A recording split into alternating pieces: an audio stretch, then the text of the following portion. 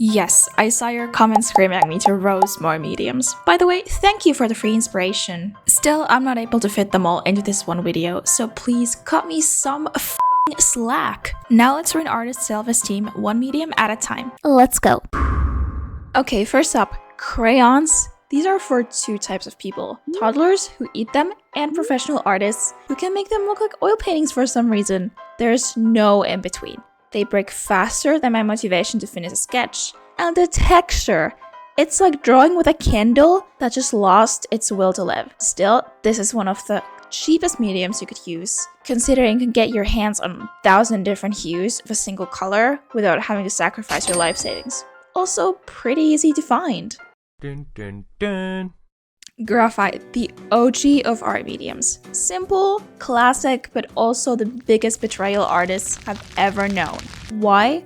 Because every drawing looks fine until you smudge it by accident. Oh, and you thought you were shading? Nope, you're just making a gray mess. And let's not forget the classic eraser struggle.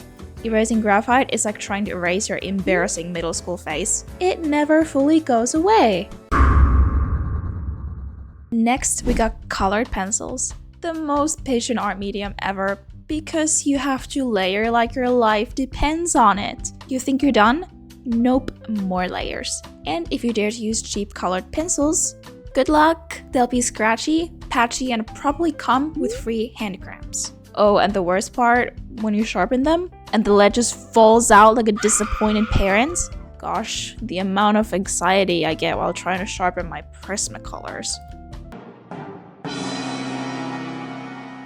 Watercolor pencils are for people who like the idea of watercolors but don't want to fully commit. It's like diet watercolor. The concept, it's cool.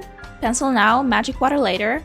But when you actually try them, it's either a masterpiece or a total disaster. No in between. And let's be real, the moment you add too much water, rest in peace your entire paper. Oh, and don't even get me started on blending. Sometimes it's smooth and magical, and other times it looks like your drawing just got caught in the rain and is now begging for mercy. And sharpening them? Ha! One wrong move and congratulations! You just turn your $3 pencil into a sad little stub of regret. Ah yes, pastel pencils for when you want the chaos of soft pastels but also the stress of colored pencils. You breathe too hard and they snap. You sharpen them and they snap. You touch them and somehow they still snap. It's like they have a personal vendetta against existing. And let's talk about blending. Oh wait, you thought this would blend like regular pastels? Ha! Sometimes they blend too much and turn into a dusty mess. And other times they refuse to blend at all, leaving you with weird chalky streaks. And don't even think about pressing too hard unless you enjoy surprise cracks in your artwork. The person who wrote in the comments you use pastels in your bed, I'm seriously concerned for you. Get help. Oil pastels. There were so many of you in the comments of the first video screaming at me for forgetting this medium. Well, here it is. The art medium that turns you into a human crayon. These things will get all over your hands, your table, your face. Honestly, if you use oil pastels, you should just accept that you will never ever be clean again. They blend beautifully, but only if you master the secret technique that no one actually knows. And let's talk about precision. Oh wait, there is none. Want to add fine details? Too bad. You either go big and bold or you suffer. Period. Why is there so many pastels? You made a fancy eyeshadow for your sketchbook. Like, why am I out here blending with a makeup sponge instead of a brush? This ain't Sephora, bro. They're all smooth and satisfying at first, but the second you try to add details, everything just melts into one big blurry fever dream. And if you try to layer too much, suddenly your vibrant masterpiece looks like it was dipped in a dishwasher. Honestly, it's probably the most underrated art display out there, since half the art community doesn't even realize it exists. Chalk art is just temporary tattoos for sidewalks.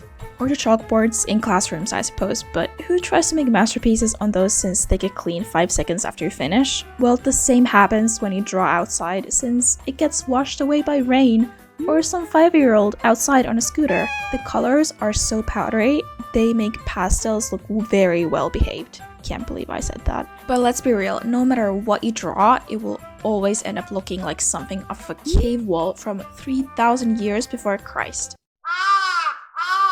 Acrylic markers are for people who want the power of acrylic paint, but in a pen. Sounds great, right? Wrong. First, they either come out watery or chunky, no in between. Second, you shake them for like 3 hours like you're making a protein shake, and they still don't work properly. And heaven forbid you press too hard. Congrats! Now you have an ink explosion on your masterpiece. Still, I'm waiting mine to arrive in the mail right now. They just look so aesthetic on everyone's sketchbook who uses them. I just couldn't resist giving them a try. Dun, dun, dun. Step 1. Spend eternity carving your design. Step 2. Print it and realize you forgot to mirror the image. Step 3. Think it's just a one-time thing. But nope, you are wrong. You will make this mistake every single time. Step 4. If your print turns out badly, you have to repeat this process all over again at least a dozen times until you get this somewhat close to what you want to achieve. Oh god. What the f***? Oh yes, hot glue, aka I have suffered second-degree burns for the aesthetic. This is for the mad scientists of the art world who even decided that drawing with a molten plastic was a good idea. And if you mess up, too bad. Your mistake is now a permanent, shiny, gluey disaster. God, I wish I still had tried to make some hot glue art back in the day when 5-minute crafts were hot shit. After someone mentioned this in the comments, I really had to Google what it was, and I was surprised. Oh yes, eggshell paint. Because normal paint wasn't fragile enough, someone really looked at an egg and thought, yeah, let's make this into a paint. Not only do you have to go through the struggle of making it, but the texture is also so unpredictable that it's like painting with regret. And if it cracks, congratulations, you just wasted a perfectly good omelette. Oh, you work in 3 dimensions? Must be nice. Meanwhile, I'm over here suffering with perspective in my 2D drawing like a peasant. The first thing that came to my mind from 3D art was Blender. The program that makes you feel like a genius for 5 minutes before completely destroying your will to live. You open it up, thinking, yeah, I'll make something cool. 5 hours later, you're still finding the default cube. Sculpting? Oh, you mean lagging your entire computer into oblivion? And let's not forget the rendering times. Render and congrats. You now have time to rethink every life decision while your PC turns into a jet engine. The only art medium where you voluntarily draw in micro resolution, you want to add detail? Good luck with your 32 pixels. You spend 10 hours on a tiny sprite, zoom out, and why does it look like a blurry Lego? And what if you do one misclick? Have fun trying to find that one rogue pixel that ruined everything. By the way, don't ask what this is, I really don't know. The ultimate art medium for people who have given up. Who needs Photoshop when you can just insert a rectangle, rotate it 0.0001 degrees, and call it a masterpiece? Nice. The layering system? Non-existent. The brush options? What brush options? The person who uses this as their main medium, please at least move to paint so you can actually do something. And that's it for today's roasting session. If you survived this without throwing hands, congratulations! Also, tell me what I should roast next. I do have some ideas I want to execute, but new ideas are always welcome. Don't forget to like, subscribe, and stay away from hot glue unless you want to lose a few fingers. Bye!